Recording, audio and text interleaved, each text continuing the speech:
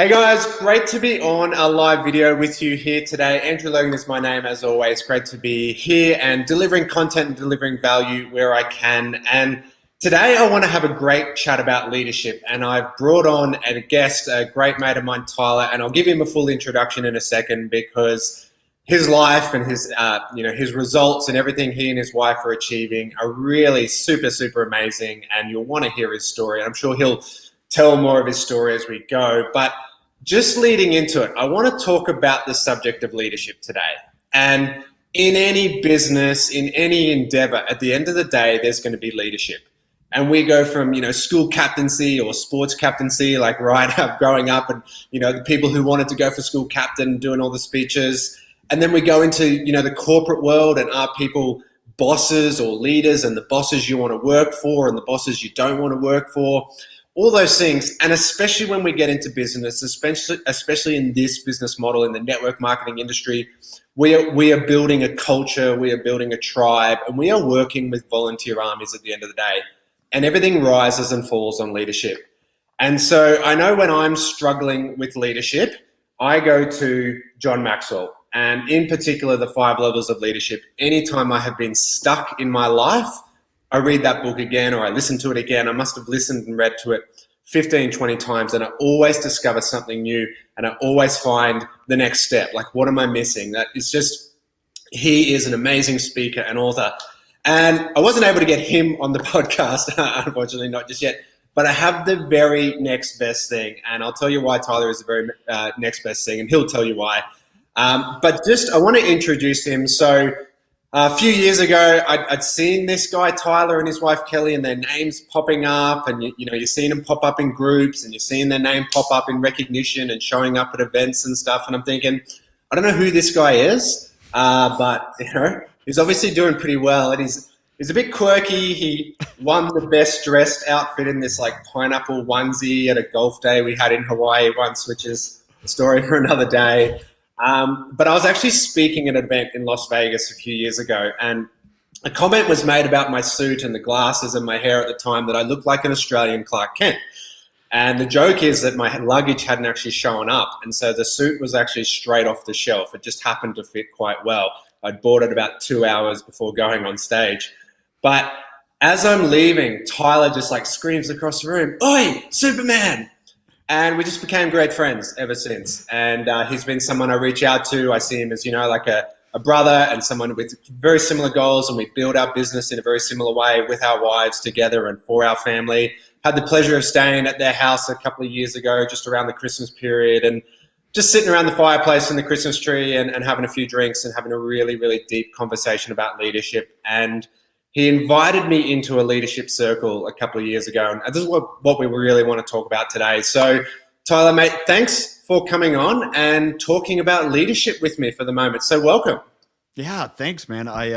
It's always funny when you get to hear those stories about how people get to know each other and this perception of what you thought of me and I of you. And I can remember that instance vividly. You do this amazing presentation, and then I hear the story, you lost all your luggage and you had to go to the store, whatever store it was, and get all this. I'm like, dude, it was well tailored. You got that tailored. That was fit well.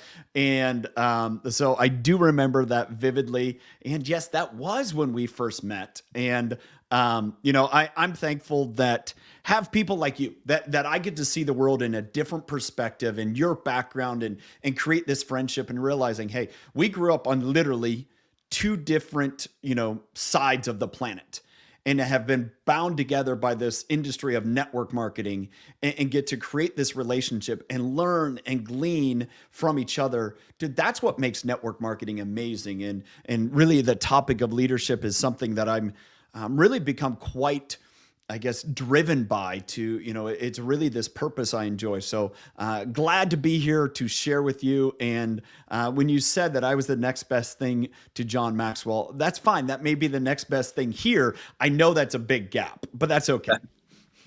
Well, yeah, and without going down the rabbit hole too soon, that story behind that suit, my wife has 20 years of retail experience. So I'm stressed because the airline's like, hey, your bags will be there tomorrow. They'll be there tomorrow. So I'm like, oh, the suit will show up. And then a couple of hours before the speech, it hasn't shown up. And she's just like, oh, it's fine. Bang, bang, bang. 3 minutes, perfect suit.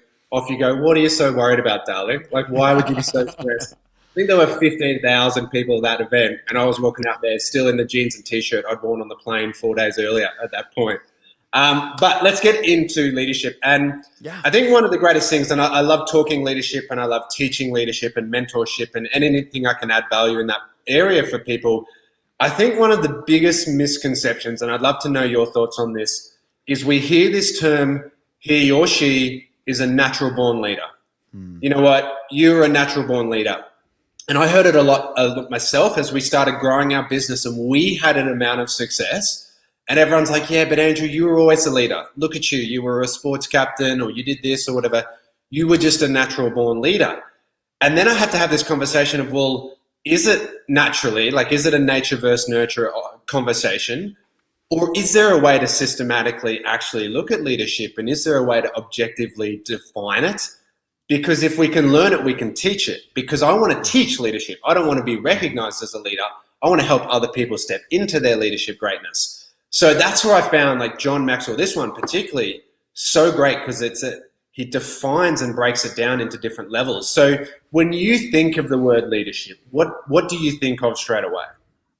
Well, I mean, if we're going to be talking about John, leadership is influence, nothing more, nothing less. And that's how he describes it. And, you could take that down a path because there's healthy leadership that we experience here in the US, we're yearning for, and there's unhealthy leadership. It's still influence. And you're still, influencing people. And so often we get hung up in this aura of leadership and not understanding it and trying to understand, well, we kind of automatically think leadership is healthy unless it goes wrong. And the reality is you brought up, you can be quote unquote a natural born leader. I know people that are, we'll say it. I know there's more people probably in Australia that hear this, and I know they're rugby fans, and I know not so much cricket, but there are natural born cricket players. Okay. Let's just face it. There's a couple of them. All right. There's people that are innately built. They enjoy cricket. I don't know who they are. I don't know why they'd enjoy it. And I don't like baseball either here in the States, but there are people that are built that way. Well, they could be a 10-year-old kid, a 12-year-old kid, and be phenomenal at cricket. And if they stop there, they never hone their skills. If they never work on those skills, that's going to be the lid of their ability. Now, there's a kid right there beside them that maybe is not good at cricket, doesn't have the intangibles, like doesn't get the game, can't swing the bat, can't do anything. But if they love it so much, they continue to work and they say, I want to be better at this, and they develop their skills, they will. With that person that stops at 12 and that guy that is at 12 and continues to work on that until he's in his 30s, he will be a better cricket player. And then that's really, I want to use sports as the paradigm there, because for most people, they can relate to that some way, somehow. In business, in interactions, in relationships, we don't think it the same way, but that's exactly what it is. I would say that there's a lot of characteristics I hold that can be influential. But I did not hone the good side of that. I allowed my insecurity to overtake me. I created this mask, this barrier. My empathy was low. I didn't have a lot of confidence. And so it came across as callous and arrogant as I was younger. And that really did me in. And people that are good about the people skills of it actually create a lot of influence. But where they can be toxic is when they use that influence to manipulate. And so that's where it's really understanding this whole dynamic of leadership, to understand you can be very natural at leadership, but you could do a lot of harm for people. You could be very natural at leadership and benefit people greatly. You could have no inherent leadership skills, but if you commit to working on those and developing those, you can cause an amazing impact and influence. And if you never develop it, well, then you're never going to accomplish anything. So I know that's a big like ball of wax, but to me, that's really this whole essence of leadership and the ability to say, hey, if I have desire to make an impact in the world, if I have a desire to do something bigger than myself, there's only one way to accomplish that. And that is honing leadership skills. And that's got to start first with leading yourself. And then if you can develop that and enhance that, then you have the opportunity to lead others. I think you said it really well there. There's a grey line between leadership and peer pressure, isn't there? Because Mm, peer pressure is the negative, that like sure. form of influence, as you say. Like, why did you ride your bike down the hill and break your arm? Well, because Tyler was doing it, so I did it, and that's how we see. You led, you went Yeah. first, and I followed you, but because there was a negative outcome, that was peer pressure. Had Yeah. I ridden down the hill and had a great time and grown myself, hey, that was leadership by you. Yeah. So it's an interesting concept, isn't it? Because, and as you say, like, politics aside, there can be people that use leadership and influence for good, and people who use influence for bad. And Hmm. um, I know as well, and I don't know whether you consciously said that and keeping that sport analogy going. You use the number 12 and Tom Brady in baseball, and I think there's a classic example of a kid who was so mentally weak that he couldn't even swing a baseball bat. And then he goes on to become the greatest quarterback Yeah. ever in Yeah. the history of the world, right? And it's just phenomenal how he leads a team, and you see his change in the teams that he is around and all that sort of stuff. Um, Going from there, I want to talk about, you said right at the end, leadership's got to start with us, right? Yeah. And the three words of success really are be, do, have. And I think most people have that have, do, be mindset of, well, once I have a people following me, Mm, then I'll start becoming a leader. And once I have some more money, I'll look at investing. And once I have more time, I'll get to the gym or I'll read the book. And we've got to do it the other way around. We've got to get to the gym and then we have more energy. You don't wait for the energy. You've got to yeah. go to the gym first. And you don't wait for the time, and that you've got to read the book first on how to create more time in your life. So how do you build yourself as a leader every day? What are the habits that you've created, or what are the Yeah. systems that you have in place to help yourself grow first? Well, for me, I'm a person of faith, and some of that is being grounded into the values that make me me. And I think a lot of times we go back to connecting the dots here. Leadership can be bad if there's not a moral compass, a moral foundation. And so I start on that for me. And the greatest thing is as I learn about some of the greatest leaders this world has ever known, and it's been documented how they're influenced. And so I read the Bible, person of faith. And then I look at people like John Maxwell. He is a mentor that I've got to know in person, but I also read a lot of his books. And any day that I can, read something of John's, or listen to a video, I feel better because it's helping challenge me to continue to get better. One of the things that he has said that I've adopted is my intention is to be better today than I was yesterday, with with everything I'm doing today, to be better tomorrow. And I can't do that if I'm sitting still. I can't do that if I'm not reading and learning. So go through this process, wake up early, do those things, and really surround myself with voices that expand my mind to say, hey, how can I serve people in a bigger way? What am I doing? It's funny, you talk about those be, do, have. Today, I was listening to a training from Darren Hardy. So Darren Hardy wrote The Compound Effect. He has the Darren Daily videos. I know it's around the globe, and he was going through this discussion of where does success happen? What leads to success? It was really cool. He's doing this presentation. He's in this conference room, and it was, I think, a couple years ago, pre-COVID, and he said the three things that lead to success are skill, knowledge, and attitude. And so he puts up and he plasters up this big, huge, a screen of all these different successful people, Jeff Bezos to, Steve Jobs to Oprah Winfrey. And grant these are Americans. There's other successful people too. Don't get this wrong. Richard Branson and, so forth and so on. And he said, what things do they have in common? And the crowd starts shooting out, they have drive, they have persistence, they have, go through the list. I'll keep you bearing it.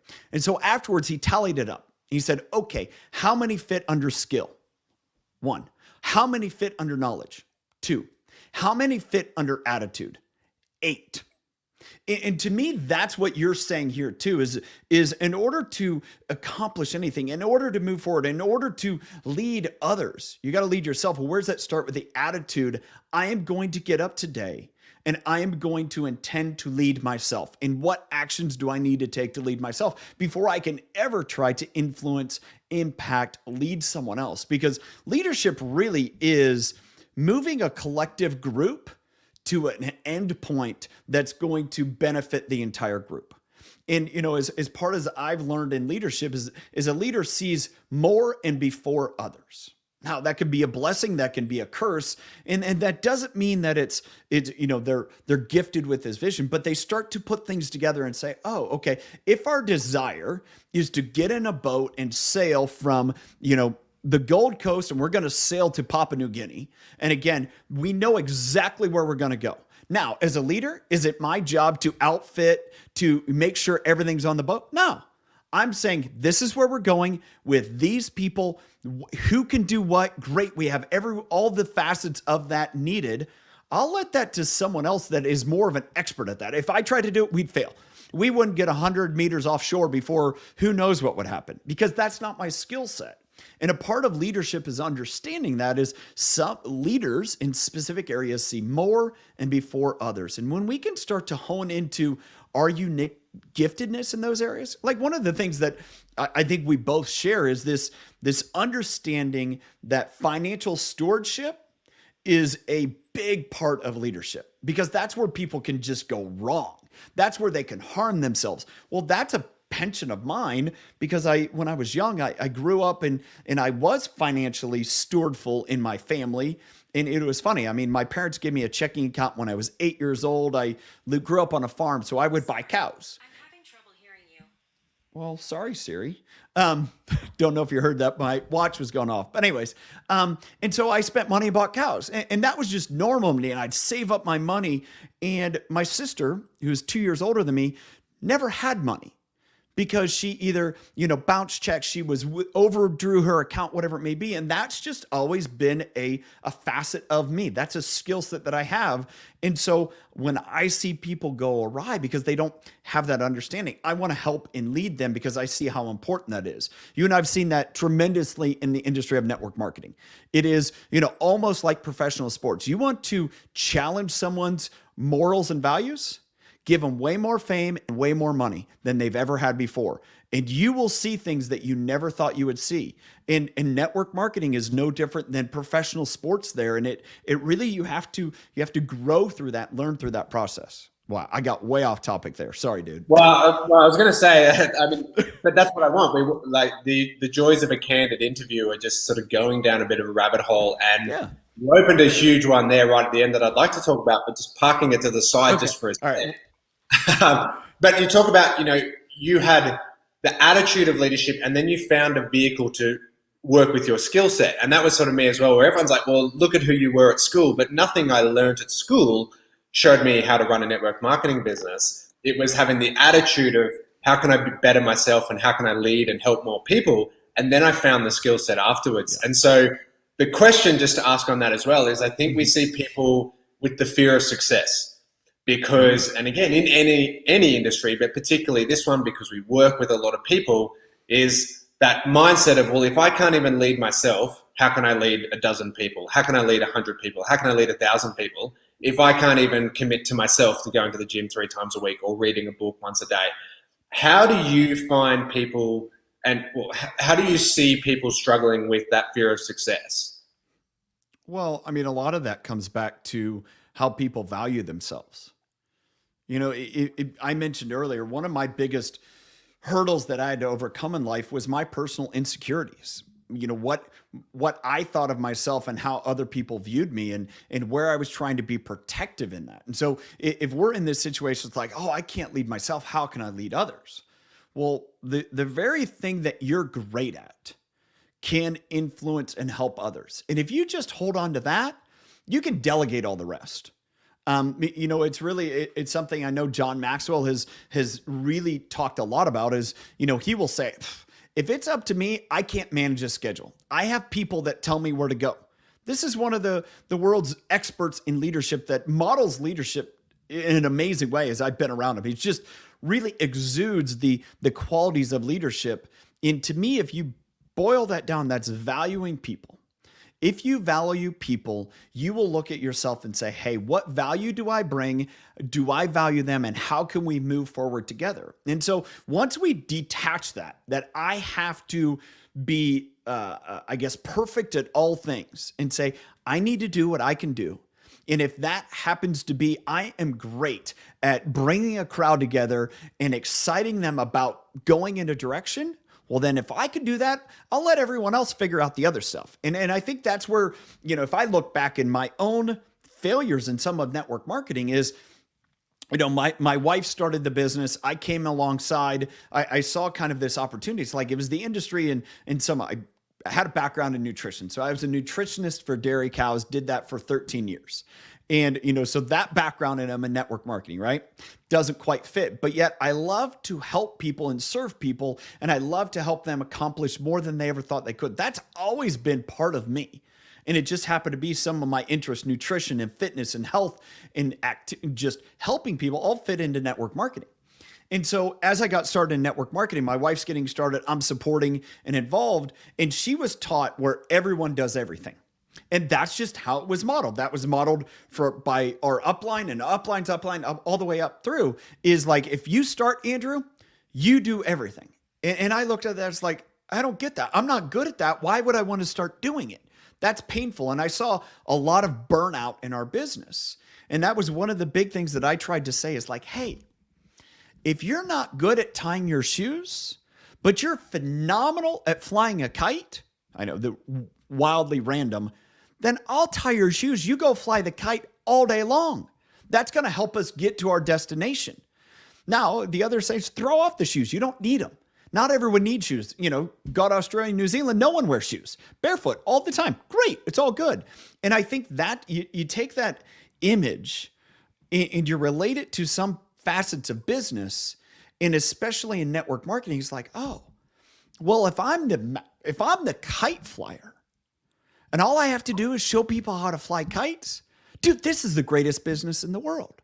Or if I'm the shoe tire and all I have to do is show people how to tie their shoe, and there's a tool or there's other people in this community that can help them do all the other things, dude, sign me up. Let me have my spot, because then I'm fulfilled. It kind of goes, we'll circle back to football. You bring up Tom Brady. And one of the things that's great about Tom Brady is he was not trying to be a Steve Young.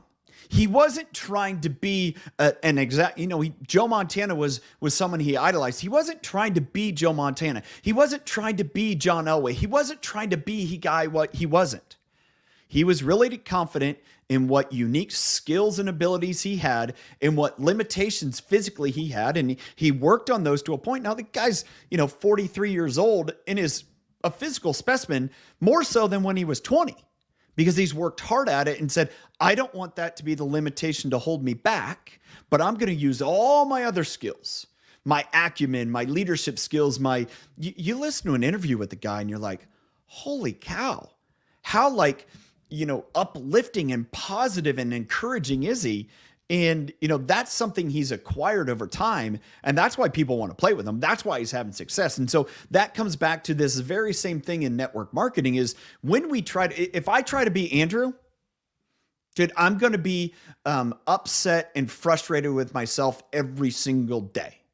And at the same point, if you try to be someone else, it's not going to work. And you're like, well, this isn't for me. It was like, no, because you were trying to be someone else as opposed to you within that industry and serve. Yeah, and again, so many great points, and I'd love to circle back. I think we're going to have to schedule another one just to talk about that upper limit when people get recognition or financial, recognition financially. We'll talk about money another day, right? I threw that in. We'll talk about focus on leadership now. Yeah. Let's very quickly. You sort of talked about you joining in the network marketing and building as a couple, and as I say, there are skills that Angie has that I can't. And there's no point me trying to learn that because Angie had, 20 years in retail. Mm-hmm. And so she is just great at talking to people. She's extroverted. She walks down the street and she comes home with 3 best friends. Like the kids need milk for breakfast and she comes home with 3 best friends every day. I don't know how she does it, but that's for her. There's no point me trying to do that. That's her and that's her thing. And then she can just excel in that. Mm-hmm. And I can do other things and we can work together. So I'd love really quickly if you could just share the cool story about how Kelly actually got introduced to network marketing, and then a quick idea of the numbers, just so people can really understand the size of the team and the impact that you've had. And then we can get into the John Maxwell conversation. Okay. We're going to get okay. All right. Well, so my wife is from California. we live in the state of Washington, which is, Pacific Northwest, west coast of the United States. And we had lived in Washington for about 2 years. And Kelly was flying back to California for a girlfriend's weekend bachelorette party. And she sat next to this lady on an airplane. And this lady was a couple years older, and they just built up this, great conversation. It was about a 2.5 hour flight.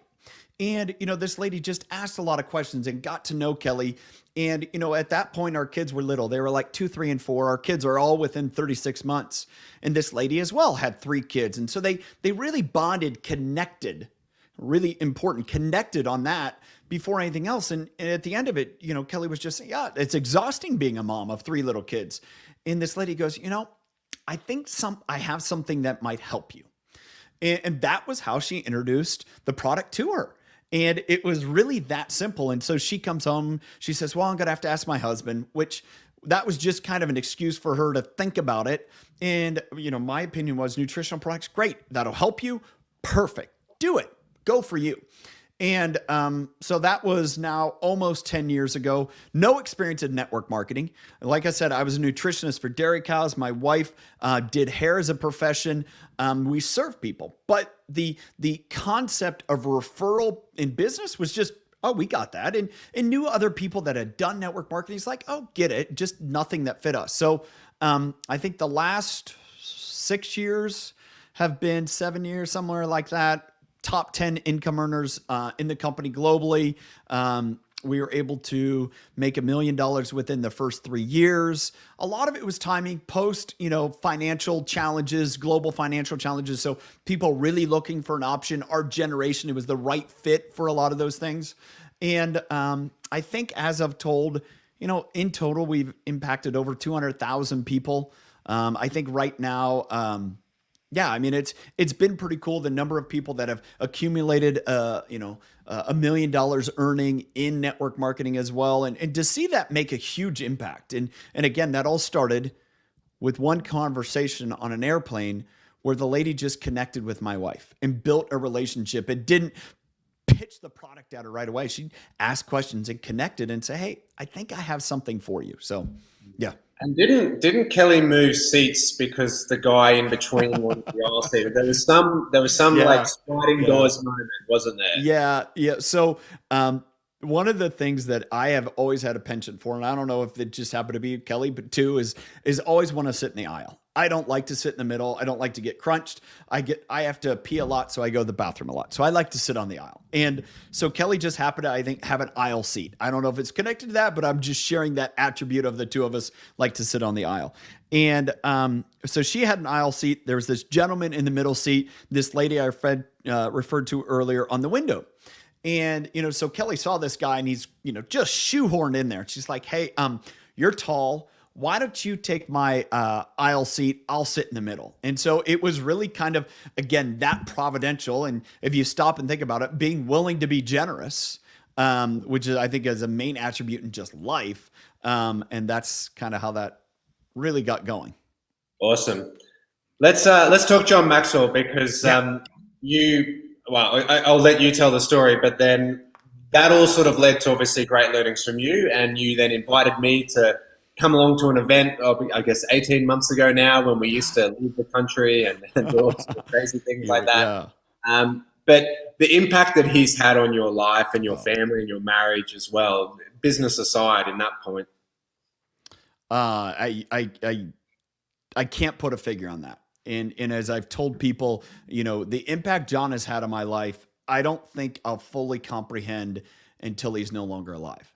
And I say that because it's been immense and it continues. And I host I decided to host a book club and do a podcast, and I got to interview John on my podcast, and it was just fun. I mean, every time I'm with John, it just he has a innate ability to pour belief into people and just bring out the best. And it's something he's talked about. He's really honed. He's understood that's an ability of his. And I've firsthand experienced that. So one of the things I want to get back to and kind of a lesson I've learned from John, and this is an iteration of a lot of his information that I've distilled down. one of the things that I really take away is this idea you were talking about yourself and Angie and how she's really good at talking to people and you're good at other things. Where we fall into fight, and sometimes we got to do it, is where we try to be well-rounded. We try to do everything well instead of recognizing, hey, dude, you're better at that.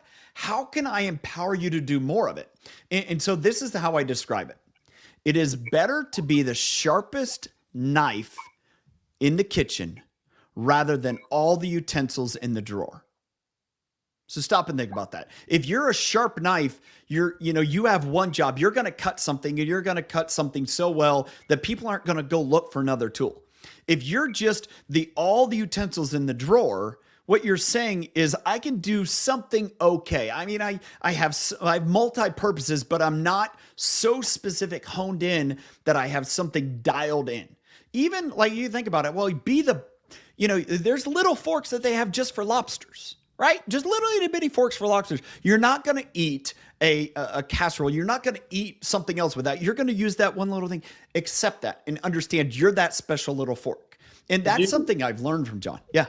Did you have the Swiss Army knife craze in the US? So there was a craze when we were at high school where everyone wanted to have a Swiss Army knife. And I remember backpacking around Europe when I was 18 and buying a Swiss Army knife in Switzerland. I thought, like, what a great idea. Totally. Swiss Army knife from Switzerland. Yeah. Completely useless. Absolutely completely useless. It had a screwdriver and tweezers and 3 blunt knives, but never used it once. Yeah. If you were in a pinch, it would work. But it isn't something you would never go and say, dude, that is going to be my be all and end all. I'm going to use that every day of my life. No. You have a specific job that's very important. You're going to go find the sharpest, best, sturdiest, most stable, perfect knife. If you need to use a screwdriver, you're going to go find a very good screwdriver. You're not going to use this little quick unless that's all you have. So it's a great point. So that's something I really learned from John, and it's something I think I inherently knew. One of the things that really helped me grow as a person is I got involved with Strength Finders, understood Strength Finder, read the book Strengths Finder 2.0 by Marcus Buckingham, I think Tom Rath. And, when you look at your strengths, you understand, hey, what you're good at. One of them that I'm good at is called a ranger. And the unique strength of a ranger says that you're good at evaluating other people's skills and talents and putting them in a place to accomplish a range. Just imagine putting the right puzzle pieces. Well, I coached my kids' soccer team, right? And I love to coach. I started coaching when I got out of college. And one of the things that I would always do with my soccer players is, if the kid was left-footed and was super fast, I wasn't playing him on the right side of defense. I was like, you go up top, and you use your left foot and have success and do that. I wasn't one of these coaches that thought, oh, everyone's got to move around. It's like, what are you good at? Now, how can I help you get better? How can I help you develop your right foot so you're a better player there? But that's something that I always did. And so doing that in business, it was just natural to me. I didn't understand how it played out in the ability. So that was a little tangent, but let me get back into this conversation with John. So in 2017, I believe it was, I kind of get the years mixed up, but I think it's 2017. One of the things that I listed for my goal for the year is I wanted to find a mentor. And I'd never really had a mentor. I kind of wanted a mentor in network marketing, but I have this love-hate relationship with network marketing because network marketers are sleazy and I don't want to be sleazy. I'd rather connect with people. I don't want to network. And so I started to look for different places where I can find a mentor. And I had read 1 or 2 of John's books. I, of course, knew who he was, admired him. And ultimately, there was an opportunity for my wife and I to join one of his programs that he offered. Got introduced to us by Instagram. Still to this day, no one in the John Maxwell company knows who was in charge of putting that ad on Instagram. They don't know. They have no idea, but that's how it worked. And so where I first met John was at the Chick-fil-A restaurant company, their headquarters in Atlanta, Georgia, and get to meet John and real life. I mean, there's only about 50 of us in the room, and it's just like, what have we gotten ourselves into? And this was a year-long program where we got to listen to conference calls from different CEOs, major CEOs, Alan Mulally, who was at Ford, to Ralph de la Vega, to Carly Fiori, and all these major corporate executives in the US. And it was just a really fun time to grow as a person. Well, along the way, got involved with more of John's programs, his nonprofit called Equip, John Maxwell Leadership Foundation, got involved in his network marketing programs, and became supporters of his nonprofit in a big way. And so I've really used that as to say, hey, I want to be deeper in this community because they have the same values that I have. And ultimately, that's what brought me to John, is I was looking for someone with the same values that, we come back to the beginning. If you have those values and morals as leadership, and you're always making decisions based upon that to influence and help others, then you're going to create a positive impact. And I wanted to surround myself with someone that had those same values. And so that's really kind of how that journey started with John, and really continues to this day. So really difficult question, obviously, but someone is brand new. Yeah. Someone's brand new and they're watching this video, they're listening to a podcast, that whatever, however they're getting this information, and they're saying, you know what, I want to be a leader, I want to do this. What is the one piece of advice you can offer them to help them grow as a leader and believe in themselves from everything you've learned in the past 3 to 4 years with John? Wow. One, I would applaud them for saying that they want to be a leader. They have a desire to do that, because there's a lot of times people don't want that, and that's what gets them in trouble. They're like, don't look at me as a role model. Don't follow what I do. It's like, no, everyone's going. That's just our human nature. So applaud that first. If you've recognized, I want to impact people, I want to be a leader. The next thing I would say is start identifying what leadership is. You mentioned, Andrew, the book, 5 Levels of Leadership. Phenomenal book. John also wrote the 21 Irrefutable Laws of Leadership. Start to dive in there. And this is one of the things that people ask me all the time. It's like, well, where do you start? Well, what needs fixing? Well, I don't know what needs fixing. Okay, well then go through that process. Ask people around you. Here was the biggest thing that I had to do to grow as a leader. And this was an absolute pivotal point for me. I mentioned I was a part of that John Maxwell program. It's called Executive Circle. And a caveat to that was we did this 360 assessment. Now, I know there's a lot of people that assessments, they say whatever. This one lined up. It was really good for me. And one of the things that said is, in a nutshell, that everything was about me. That's the assessment that I got from people. And so I sent it out to like 15, 20 people. And that's kind of like the pinnacle point is like, however I carried myself in the rooms that I was involved, the people I was involved, it was about me. Well, let me unpack and why I know that is because I can be an intense person. I can be blinders on and just push. And, I have high expectation of myself and others. And so that makes it seem like, oh, it's about me. And that couldn't be any farther from the truth. I love to collaborate. I love to support the team. I just want to be a player on the field. Like, oh, dude, you tell me to, go kick the ball there. Great. I'll do it. Like, let's go do it as a team. That's me in my heart. But yet my insecurities created this image that wasn't true. So I had to go through the process of breaking that down and saying, why do I show up that way? Well, it linked back to the protective mechanism when I was 14, dealing with the death of my brother, and how I was able to, survive through that. And I created this shell, this armor that kept me, my head down and push, that, people made it seem like it's about him. And so I had to unlock that and really start to come to grips with us. Like, oh, that's how I showed up to people. And so going back to it is, if you've recognized, I want to be a leader, great, awesome.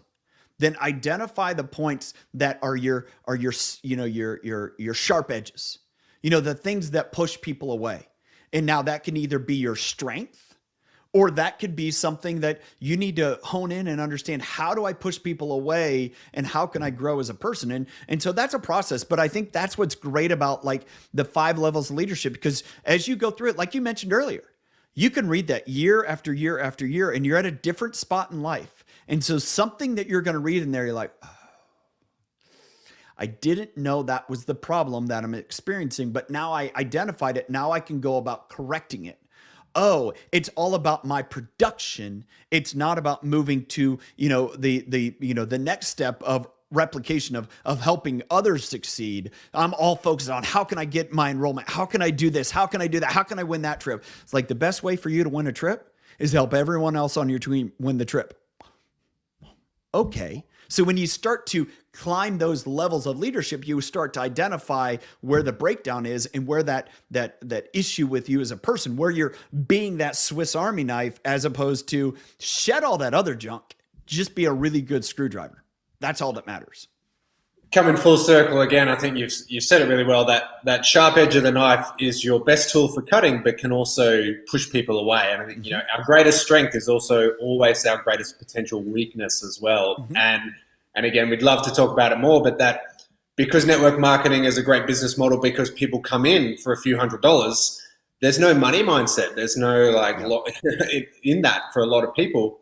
And so as soon as money comes in, it explodes and it does damage to them, because they get so caught up in, and we do a great thing as an industry in recognizing people, but that recognition is the first level of leadership.